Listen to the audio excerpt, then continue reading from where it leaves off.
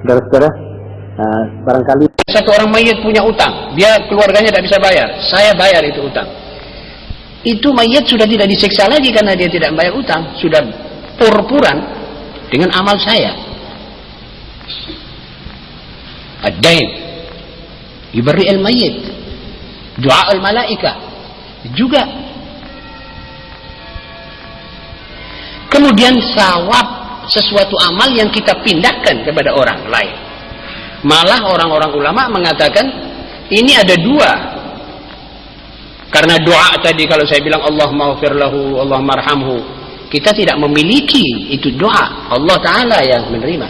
Tapi kalau sudah itu amal kita miliki, seperti saya baca la ilaha illallah, la ilaha illallah, saya sudah miliki, subhanallah bihamdih, subhanallah al-azim, subhanallah bihamdih, subhanallah al-azim, sudah saya miliki sawabnya, lalu saya offer kepada ini, malah kita dapat dua, dapat doa kepada mayit dan dapat milk sawab. Ikhtilaf. Ada orang bilang tidak sampai. Apa sebab ada ikhtilaf? Sebabnya ada ikhtilaf karena masalahnya ini tidak ada nas.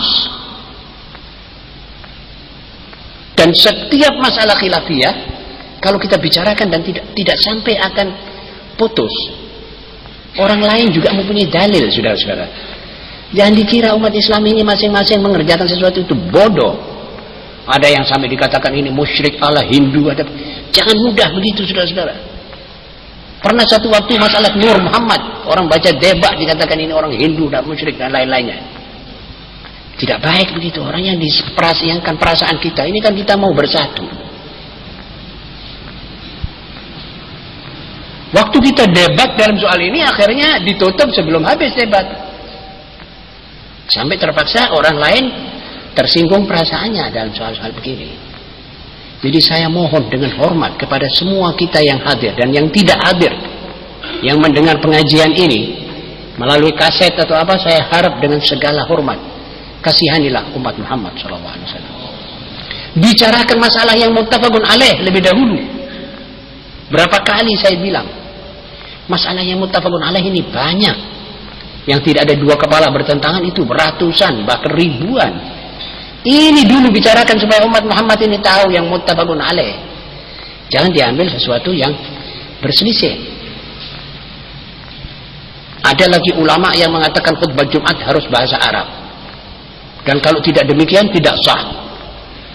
Kalau orang yang melanggar itu dikatakan itu orang seperti orang yang menambah ayat dalam Al-Quran. Ini kan sama dengan mengkafirkan orang itu. Kalau orang menambah ayat dia kafir. Begitu soroh dia bilang hukumnya sampai pada titik itu. Sebenarnya keadaan tidak demikian, saudara. Yang kita baca rukun-rukun itu dalam bahasa Al-Quran. Yang penting rukunnya. Tapi setelah rukunnya kita bicara tentang maksud daripada itu. Dan maksud bagaimana kita supaya ini umat keluar dari masjid mendapat faedah, mendapat keuntungan. Jangan orang disuruh masuk ke masjid, sudah masuk di masjid dia bilang ansitu wasma'u, sudah ansitu wasma'u, lalu dia dibuka omongan yang dia tidak mengerti. Bagaimana logikanya orang bilang dengero tapi dia tahu bahwa orang yang mendengar ini tidak mengerti apa yang didengar. Ini kan seperti menyia-nyiakan orang yang hadir. Alasan mereka sebab Nabi tidak membaca khutbah kecuali dengan bahasa Arab. Yaitu betul, saudara, tetapi Nabi membaca khutbah dalam bahasa Arab kepada orang Arab dan keren Arab yang tidak bisa keliru bahasa Arabnya dan mengerti semua yang dibicarakan oleh Rasulullah SAW. Kita sekarang ada orang yang setengah Arab atau yang ajam. Ada khatib membaca khutbah, dia nukil daripada khutbah Ibnu Nubatah yang umurnya entah ratusan tahun, dibaca kadang-kadang keliru. Artinya dia tidak mengerti. Suruh orang yang mendengar ini mengerti. Tidak mungkin, saudara. Kata dia kalau tidak mengerti suruh belajar. Ini masyaqqah. Kalau ini umat Muhammad yang 90 juta suruh belajar bahasa Al-Quran, fa insyaallah ini khutbah bisa kita mulai tahun 2300. Tidak mungkin ini, saudara-saudara. Wal masyaqqatu tajlibut taysir. Ini kaidah usul. Kalau ada satu yang sulit, yang sukar dimengerti, yang sudah memepetkan, terbukalah pintu lebar untuk memudahkan itu. Orang lapar tidak bisa makan kecuali ada seketul daging babi, itu dibolehkan. Kalau tidak dia mati. Jadi kita bukan menganjurkan khutbah dalam bahasa Indonesia. Kita menganjurkan orang mengerti bahasa Al-Quran sebagai muslim. Tapi kita tidak berani memfatwakan khutbah itu harus berbahasa Arab sebab Nabi khutbah bahasa Arab. Allahumma shalli wa sallim alaihi. Itu betul, saudara-saudara. Tapi maksudnya tentu tidak demikian. Dan sampai kadang kita bicarakan juga terjemahan Al-Quran. Kalau khutbah Jumat kita larang, kenapa terjemahan Quran dibiarkan? Ya supaya umat Islam mengerti Al-Quran. Ini Quran sehari ini sudah diterjemahkan kepada 40 bahasa di dunia, termasuk bahasa Cina dan Jepang. Kalau tidak begitu, bagaimana kita mau menyebarkan isi Al-Quran? Malah dakwah dan ajakan ke arah ini berbahaya di zaman ini. Sebab kaum Nasara di Eropa keluar dari agama Kristen karena itu pastor-pastor zaman dulu membaca itu Bible dalam bahasa Greka, dalam bahasa Arami. Tidak ada orang ngerti. Akhirnya dia orang bilang kita tidak mau. Yang ngerti cuma pastor saja. Akhirnya tidak ada orang hadir. Akhirnya keluar daripada ajaran itu. Apakah kita menunggu sampai umat Muhammad SAW keluar dari bahasa itu? Seperti begitu. Ma'asyiral muslimin, semua pembicaraan seorang ulama jangan menyerempet masalah khilafiyah, sebab tidak ada habisnya. Karena tidak ada dalilnya. Masing-masing ada ijtihad. Kita sebagai ulama bisa mengatakan kepada umat, kamu tidak mau tahlil, tidak apa-apa, silakan. Kamu mau tahlil, dia bilang iya, silakan. Kamu mau kunut, boleh. Tidak kunut, tidak apa-apa. Masing-masing ada dalilnya kunut. Yang ada bilang ini bid'ah, ada dalilnya. Yang bilang ini sunnah, bahkan dikerjakan oleh Rasulullah SAW sepanjang hidupnya, juga ada. Jadi kalau kita bicarakan, tolong saudara-saudara, tidak merupakan ulama kalau dia tidak mengerti alif ba ta'nya situasi zaman sekarang ini. Kepada umatnya harus dia betul-betul kasihan.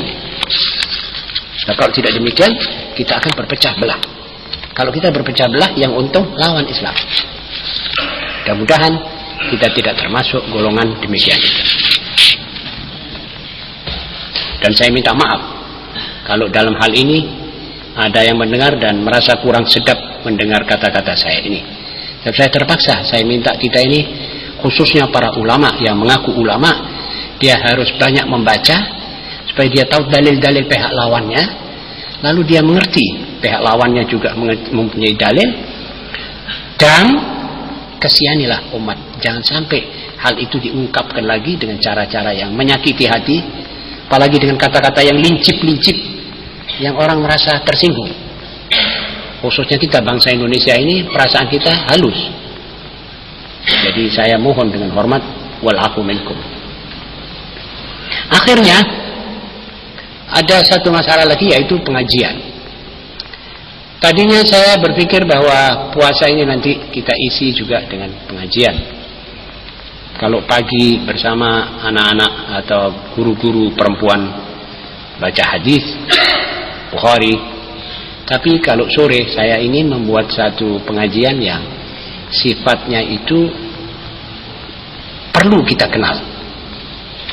Ilmu tasawuf, ilmiahnya tasawuf, supaya kita tidak nyiri ilmu tasawuf sebelum kita ketahui apa itu tasawuf. Ilmu tasawuf itu bukan ilmu yang harus disiri oleh umat Islam. Justru karena umat Islam tidak bertasawuf lah mereka sampai kepada taraf seperti ini. Jadi kita mesti tasawuf. Nama tasawuf sudah dijelek-jelekkan, sehingga orang mendengar tasawuf itu dia seperti tidak senang. Padahal mestinya tidak demikian. Tasawuf ada ilmu mustaqil, ilmu yang berdiri sendiri. Ada guru-gurunya, ada ulamanya yang semuanya mengerti Quran dan hadis. Insya Allah kita nanti akan bicarakan masalah ini melalui Quran dan hadis.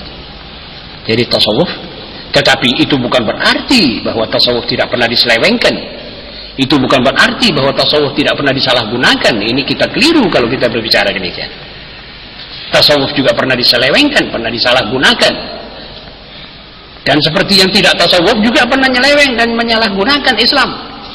Islam ditafsirkan begitu, ditafsirkan begini juga masing-masing ada kekeliruan. Tetapi ilmu tasawuf perlu kita ketahui. Apa itu definisi tasawuf? Kenapa kita mesti sedikit banyak mengerti tasawuf? Dan kebetulan yang bicara begini ini bukan orang sembarang orang. Saya akan ambil sandaran saya dari buku-buku standar yang dikarang oleh Dr. Mahmud Abdul Halim, Syekh Al-Azhar, yang sekolahnya dia di Prancis, di Sorbonne, dan juga di Al-Azhar. Juga guru beliau, seorang Prancis yang bernama René Gino, atau seorang René ini terkenal besar, terkenal sebagai seorang ahli tasawuf yang besar, sehingga Vatikan membuat satu konsili, satu muktamar untuk membicarakan buku-buku René. Karena buku-buku René ini yang mengganyang segala yang dibawa oleh Barat dan filsafah Barat dengan ilmu tasawuf. Seperti ilmu mendatangkan nyawa orang, roh orang, jailangkong. Barat menganggap ini satu dari tasawuf. Kata dia bukan tasawuf. Dibawa dalil-dalil. Kita tentu tidak akan sampai ke situ, tapi yang penting tasawuf yang bisa kita kerjakan di zaman di mana dunia memerlukan orang yang berakhlak dan bertasawuf. Sekian saudara-saudara. Jadi kalau saya kuat ya bisa 4 kali 1 minggu, kalau tidak kuat ya 2 kali. Kita lihat bagaimana lah, kita jalani dulu. Sekian, assalamualaikum warahmatullahi wabarakatuh. ربنا اعترفنا بأننا اقترفنا وأننا أسرفنا للظى أشرفنا فاتب علينا توبة تغسل لكل حوبة واستر لنا العورات وآمن الرواتي واغفر لوالدينا